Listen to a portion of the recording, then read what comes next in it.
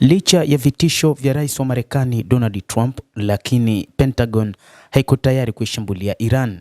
Hii ni ripoti maalum kutoka shirika la habari la Wall Street Journal la nchini Marekani. Shambulizi dhidi ya Iran bado halijakaribia, ni kutokana na maandalizi hafifu ya Marekani.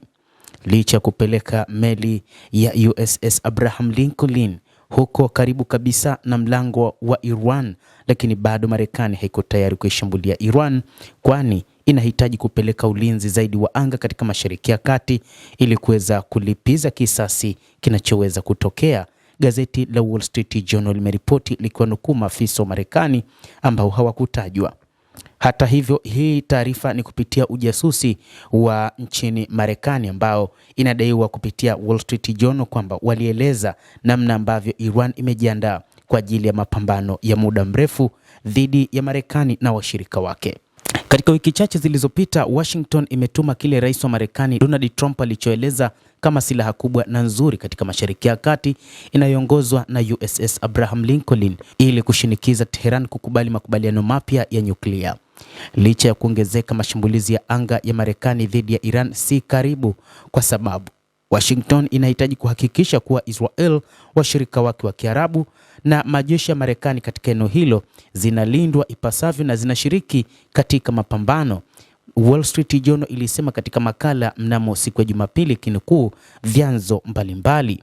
Hata hivyo, kupitia shirika hilo la habari la Wall Street Journal limesema kwamba Marekani iliamini kwamba washirika wake katika nchi za Kiarabu wangekubali juu ya kushirikiana katika mapambano hayo, lakini ukweli ni kwamba nchi karibia zote katika nchi za Kiarabu na hata Israel yenyewe zinaonekana kutokuwa tayari kwa ajili ya mapambano dhidi ya Iran. Inadaiwa pia kwamba wakati huu kamanda mkuu wa jeshi la Israel Eyal Zamir amesafiri hadi Pentagon kukutana na makamanda wengine kujadili ni jinsi gani wataweza kupambana dhidi ya Iran. Pentagon kwa sasa inahamisha mifumo ya ziada ya ulinzi wa anga ya THAAD na Patriot katika kambi zinazohifadhi wanajeshi wa Kimarekani huko Jordan, Kuwait, Bahrain, Saudi Arabia, Qatar na kwingineko. Maafisa wa ulinzi waliambia chombo hicho.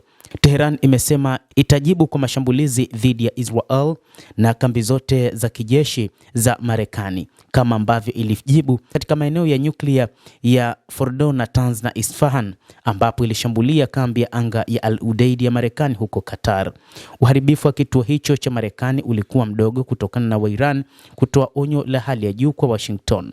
Kiongozi mkuu wa Iran Ayatollah Al-Khamenei mnamo Jumapili ameonya kwamba hatua yoyote ya kijeshi ya Marekani itakuwa na madhara makubwa katika Mashariki ya Kati, akisema kwamba wanapaswa kujua kwamba ikiwa wataanzisha vita wakati huu itakuwa vita vya kikanda. Baada ya siku hiyo hiyo, Trump alipuuza matamshi ya Khamenei, lakini aliacha mlango wazi wa diplomasia.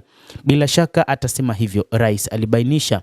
Tunatumai tutafanya makubaliano. Ikiwa tutafanya makubaliano, basi tutajua kama alikuwa sahihi ama la, anasema rais wa Marekani bwana Donald Trump wakati akijibu kauli iliyotolewa na kiongozi mkuu wa Iran Ayatollah Al-Khamenei.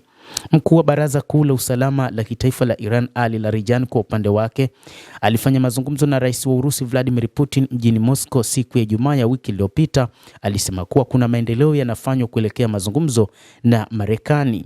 Msemaji wa Kremlin Dmitry Peskov amehimiza mazungumzo kati ya pande zote, akisisitiza kwamba vitendo vyovyote vya nguvu vinaweza tu kuleta machafuko katika eneo hilo na kusababisha matokeo hatari sana. Mtazamaji, nawe una nafasi ya kulike, una nafasi ya kucomment, kadhalika una nafasi ya kusubscribe ikiwa bado hujafanya hivyo. Utakuwa ukipata habari zetu kwa mapana kupitia hapa The World News. Naitwa Damu Hussein, endelea kuwa nasi wakati wote, endelea kutufuatilia uyajue mengi yanayojiri katika ulimwengu.